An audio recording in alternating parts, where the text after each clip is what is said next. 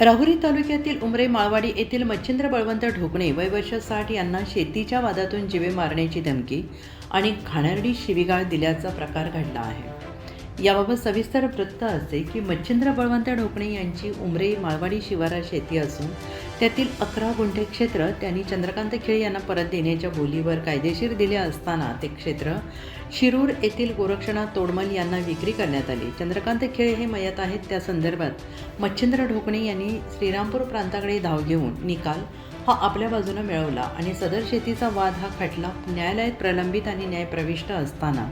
दिनांक 18 फेब्रुवारी 2026 रोजी मच्छिंद्र ढोकणे आणि त्यांचे कुटुंबीय शेतीच्या बांधावर असताना सकाळी सुमारे 11च्या सुमारास शंकर रामदास ढोकणे राहणार उमरे सचिन ढगे पूर्ण नाव माहीत नाही राहणार वरवंडी तालुका राहुरी यांनी मच्छिंद्र ढोकणे यांना शेतीत जाण्यापासून बचाव करत सदरची शेती गोरक्षनाथ तोडमल यांना करू दे असे सांगितले। त्यावर मच्छिंद्र ढोकणे यांनी सांगितले की या शेतीचा वाद न्यायालयात चालू असून तो न्यायप्रविष्ट आहे आणि या गोष्टीचा राग येऊन सचिन ढगे आणि शंकर रामदास ढोकणे यांनी मच्छिंद्र बळवंत ढोकणे यांना घाण शिवीगाळ करून जीवे मारण्याची धमकी दिली। त्याविरोधात मच्छिंद्र बळवंत ढोकणे यांच्या फिर्यादीवरून सचिन ढगे शंकर रामदास ढोकणे यांच्या विरोधात कलम